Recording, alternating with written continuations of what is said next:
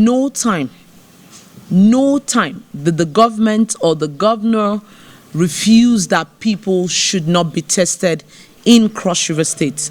As early as March this year, as early as April this year, we have videos, we have newspaper publications calling on NCDC to come and set up a lab in Cross River State. So the labs are not being set up and accredited by the state government.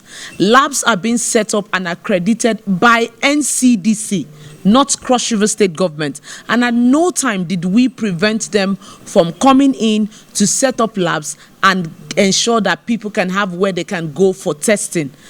Beyond that, before the labs were set up, we take samples from the state and travel for over 36 hours to get to Irua in Edo State, because that's the lab we were attached to. In fact, that was the only lab in the entire South Nigeria.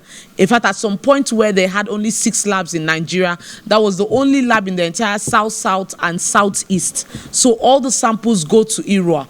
Where you have a lockdown, remember that as you travel, you get to a border area. You have to wait at that border point, and then sometimes you spend close to 2-3 hours for the police or army or whomsoever is verifying to verify that they can allow you, because you're under special or essential services, to go through.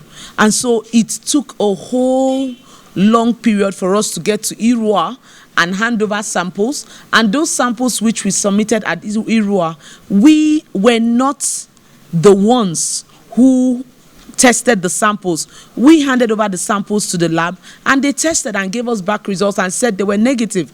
And so based on those results, we had to say we don't have any confirmed case of COVID-19 in the state.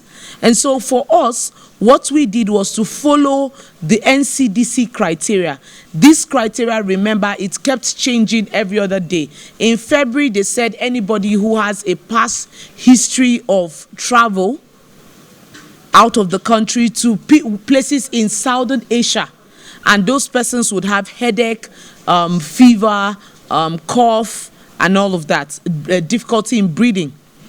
In March, it changed to those who have traveled out of the country, whether it's Asia or anywhere else, and of course, with those signs and symptoms. In May, it changed to those who have traveled and or those who have had contact with persons who have traveled. So at every point in time, NCDC gave criteria for which you should take samples and send for testing. And of course, we were given only 50 sample collection test kits, and we kept to their criteria. So when we see persons who fit those criteria, we pick up samples and we send them for testing. At that point, there was no state in Nigeria apart from Lagos that was being asked to do community sampling. Never. No state was asked to do that. In fact, as we speak to you, Cross River State has more samples collected and tested than over 7 states in Nigeria.